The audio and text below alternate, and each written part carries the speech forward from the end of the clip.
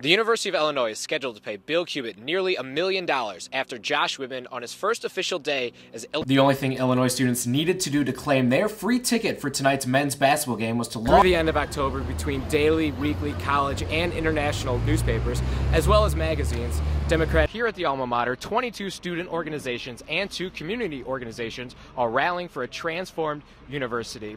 In this pamphlet they have been distributing, there's a list of 13 demands. Buildings that was vandalized with swastikas this past week. This isn't the first time the U of I campus has seen acts of hatred. Earlier this Thanks, guys. It's an absolutely gorgeous day out here in Champaign-Urbana. Barely a cloud in the sky, the sun is out, and it was a great temperature. Not much more we could ask for from a mid-October evening. Standing under one of the most recognizable landmarks at the U of I, more than 24 campus and community organizations rallied together for a transformed university. Organized by Black Students for Revolution, the rally and list of demands was over 1 year in the making. Freshman Kalthum Al-Sheikh does not want her college experience to begin with her feeling unwanted. I feel like they're so isolated, like Black Lives Matter, they stick together and you don't really see a lot of diversity in that group. You know, like more support from the white people, more support from other minorities. Coming together, we make something great. Here at the alma mater, 22 student organizations and 2 community organizations are rallying for a transformed university.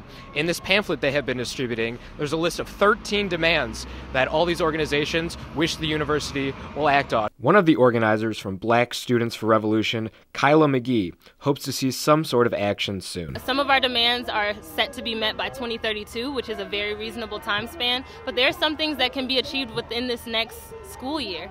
There are some things that can be achieved within the next academic year, like implementing programs to prevent sexual assault within fraternities. In a statement, the university says, in part, "We're proud that our students are engaged in important social issues. To our knowledge, the organizers of the event haven't reached out to us, but we're always ready to meet with students." I think they covered it really, really well. Their demands make sense, their demands should be heard, their demands should be fulfilled. It figures to be a long road ahead for both the university and those demanding change. In Urbana, Zach Prelutsky, UI 7 News. With a win, final score, Illinois 27. New University of Illinois athletic director Josh Whitman is making big moves in his first week on the job. Head football coach Bill Cubitt was fired over the weekend, an unusual time for college football coaches to get terminated. I think as an athletic director, you look at the different decisions that I need to make over the course of my time, and the decision to change football staffs has broader implications than just about anything else. Whitman also announced that spring practice will be pushed back until a new coaching staff is in place. I mean, we're all really excited to go into spring ball, and then you have this happen.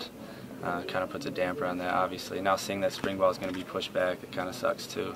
The firing will lead to the football program having a third different head coach in the past calendar year.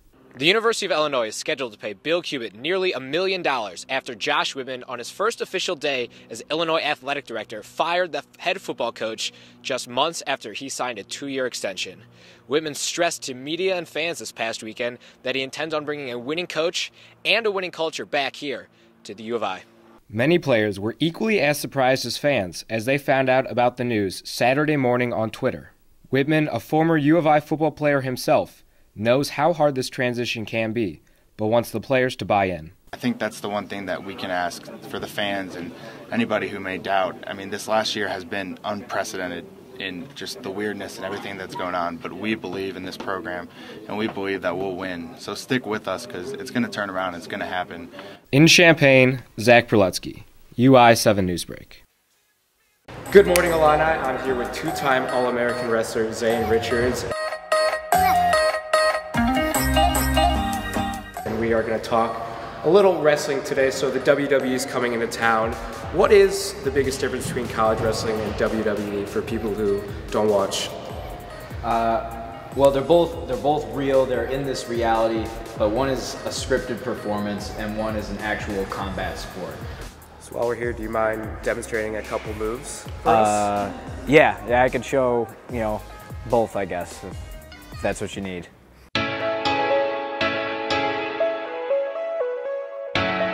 So, main differences between WWE and actual wrestling, I'm going to use my partner here, Travis, to demonstrate. One is just the stances. In WWE, we're all wrestling up here, you know, we're fighting, we're standing up, we're hitting each other. There's no real standing up part in real wrestling. We're in our stances, our hands able to touch the mat, our knees are bent, heads up, elbows are in tight. You know, I can be able to wrestle here, as we like to say, and defend myself and move a guy and get to where I want while being protected against him. A simple wrestling move, a double leg takedown. We're in our good stances here. I get my hands on the guy, I level change, bend my knees under. Once I level change, I'm going to take a big step in between, right here, heads up, grab both of his legs, and then run him through. Hopefully to his back in order to get the fall, or a pin, as more people know it. So, you know, you're very good and all that, but I'm okay. You're okay, but it didn't look that hard. So I think we should wrestle, and I think we can win. There's no chance. No chance? No chance. There's only one way to find out. All right.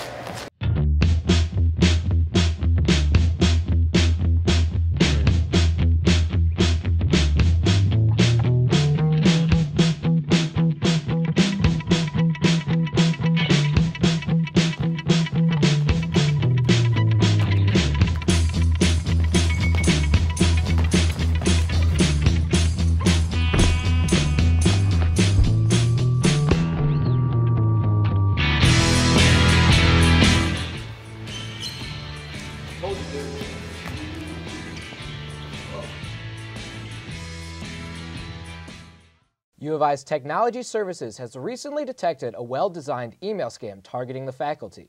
This phishing scam is attempting to steal net ID passwords by using fake U of I login pages. Illini men's basketball team is back home, looking to break an early season losing streak. The Illini host NC State in the ACC Big Ten Challenge and are looking for their first big win of the season. Central Illinois region, pretty much uniform temperatures all across in Peoria, Springfield, and Decatur, all the same with 73. Bloomington normal, Champaign-Urbana, and Mattoon-Charleston check in at 71, and Danville at 70. Over 2,500 students attend the Business Career Fair each day. The Business Career Services offers students resume reviews, practice interviews with employers, and drop-in advising appointments. The Illinois football team is getting set for the start of the Big Ten campaign. Coming off the bye week, the Illini will travel to Lincoln to take on the undefeated Nebraska Cornhuskers. People magazine has named Dwayne "The Rock" Johnson 2016 Sexiest Man Alive. Johnson, a former wrestler turned Hollywood A-lister, is currently starring in the HBO series Ballers and the upcoming Disney movie Moana. Director Josh Whitman announced this week that the men's and women's track and field and cross-country programs will be led by a single coaching staff starting in the summer of 2017.